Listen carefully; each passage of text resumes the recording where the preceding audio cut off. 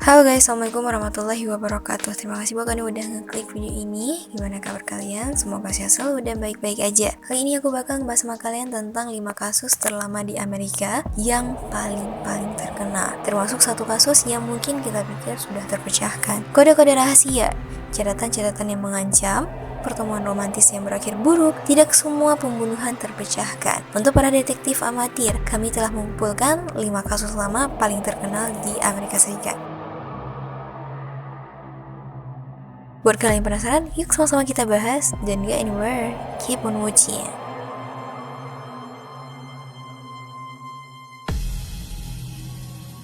Pembunuh zodiak. Surat kabar tersebut tidak hanya menerbitkan surat-surat pembunuh, tetapi juga sandi yang ia kirimkan. Surat kabar tersebut mendorong masyarakat untuk membantu memecahkan kode pesan rahasia tersebut. Satu teks yang dikenal sebagai sandi 408 berisi pesan "Saya suka membunuh orang karena sangat menyenangkan". Pesan lainnya, yaitu dengan sandi 340, baru dipecahkan kodenya pada tahun 2020. Pesan itu dimulai dengan "Saya harap Anda bersenang-senang mencoba menangkap saya". Namun surat-surat dan sandi yang berhasil dipecahkan belum cukup untuk memecahkan kasus tersebut. Meskipun beberapa tersangka telah diselidiki, identitas pembunuh zodiak tidak pernah terbukti. Tersangka yang paling banyak diselidiki, guru sekolah Arthur Leigh Allen, dilembagakan pada tahun 1975 karena kejahatan yang tidak terkait. Dan ketika kita mempertimbangkan teori bahwa pembunuh tersebut aktif sebelum tahun 1968 dan hingga tahun 80-an, kita harus mengakui bahwa kita bahkan tidak tahu pasti berapa banyak orang yang telah dibunuhnya.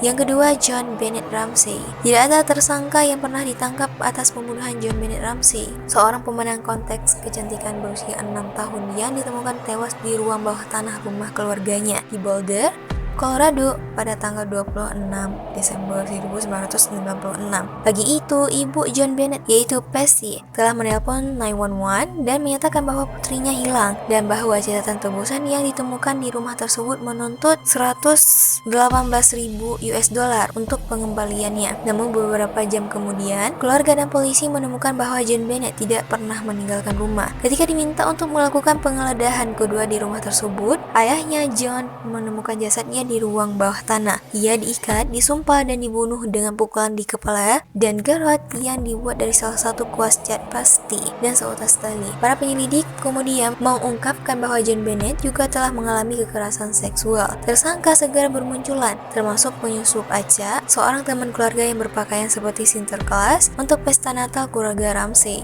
orang tua John Bennett, dan saudara laki-lakinya yang berusia 9 tahun yaitu Burr. Salah satu alasan kasus ini tetap menjadi perbincangan publik adalah karena sebagian besar penyelidikannya gagal. Segera setelah polisi pertama kali tiba di rumah keluarga Ramsey, sebelum dapat memeriksa secara menyeluruh untuk mencari bukti fisik, teman-teman keluarga Ramsey datang untuk menunjukkan dukungan bagi keluarga tersebut, dan polisi mengizinkan mereka untuk memasuki rumah tersebut dengan bebas. Beberapa teman bahkan membantu Patsy membersihkan dapur. Jika memang ada bukti fisik yang memungkinkan, bukti tersebut segera dihancurkan.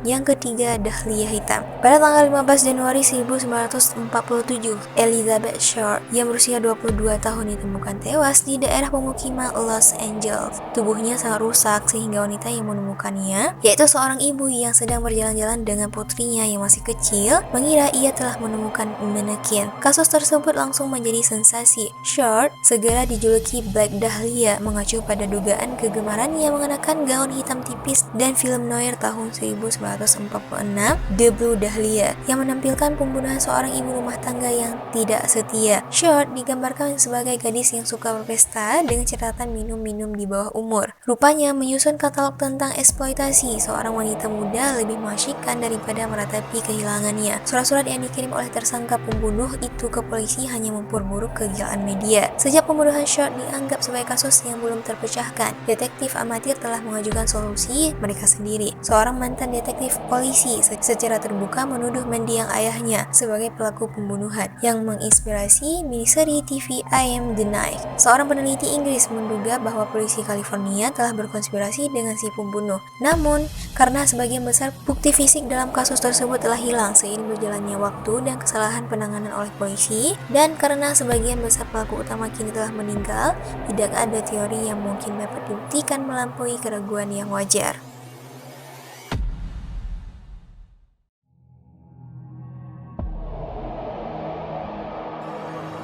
Pembunuhan Hal Mills. Pembunuhan seorang pendeta dan seorang penyanyi paduan suara di jalan darurat khusus kekasih menggembarkan sebuah kota kecil dan memunculkan berbagai tuduhan, kesaksian saksi yang tidak konsisten, dan lebih dari satu pengakuan palsu. Tahun itu adalah tahun 1922 dan pendeta New Brunswick, New Jersey, Edward Wheeler Hall berselingkuh dengan seorang anggota jemaatnya yaitu Eleanor Mills yang juga menikah. Pada tanggal 14 September keduanya meninggalkan rumah keluarga masing-masing untuk bertemu satu sama lain. Ketika Hall tidak kembali ke rumah malam itu, istrinya Frances dan salah satu saudara iparnya mulai mencari. Tetapi Hall maupun Mill tidak ditemukan sampai 2 hari kemudian. Ketika pasangan lain yang berjalan di jalan kekasih menemukan mayat mereka di bawah pohon apel kepiting. Hall telah ditembak sekali di kepala, tetapi tubuh Mill telah dianiaya. Dia telah ditembak di wajah 3 kali dan tenggorokannya telah diiris begitu dalam sehingga dia hampir dipenggal. Kemudian otopsi mengungkapkan bahwa lidah dan laringnya telah dipotong. Setelah mereka dibunuh, tubuh pasangan itu telah diatur dalam posisi hampir berpelukan. Kasus ini jelas bersifat pribadi, meskipun perselingkuhan Hall dan Mill sudah diketahui umum di kota itu. Kedua pasangan mereka mengaku tidak tahu apa-apa. Pernyataan yang menurut para penyidik sangat mencurigakan.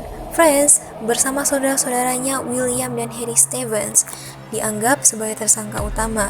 Namun, betapapun kerasnya upaya jaksa tidak dapat menemukan bukti untuk menghukum kedua bersaudara itu. Pernyataan saksi terus berubah, kemungkinan besar dipengaruhi oleh liputan pers. Para pencari perhatian terus mengakui pembunuhan tersebut dan bukti fisik dihancurkan ketika para pelancong menginjak-injak tempat kejadian perkara, mencari cindera mata. Akibatnya, pembunuhan Edward dan Eleanor tidak pernah dipecahkan.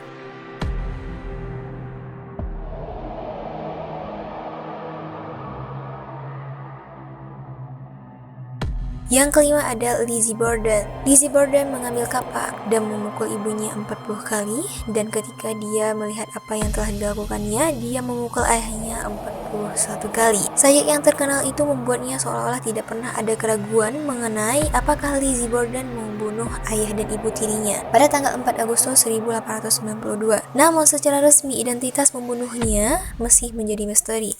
Lizzie dan seorang pembantu, Brigadier Sullivan, sedang berduaan di rumah Borden bersama Tuan dan Nyonya Borden ketika Lizzie, menurut kesaksiannya, menemukan ayahnya telah meninggal. Kepala ayahnya telah dipukul berulang kali dengan benda tumpul.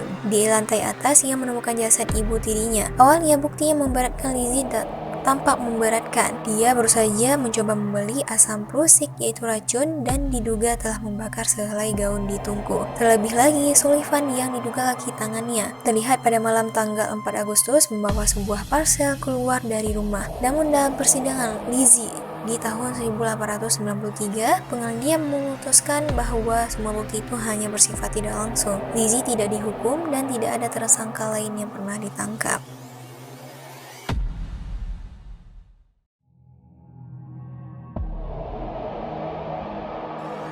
Itu dia guys tentang kasus terlama di Amerika yang belum terpecahkan sampai sekarang. Gimana menurut kalian? Kalau ada yang mau ditambahkan silahkan komen di kolom komentar. Oke, cukup sampai di sini dulu videonya. Jangan lupa untuk like, comment, and subscribe. See you guys in next video. Bye bye.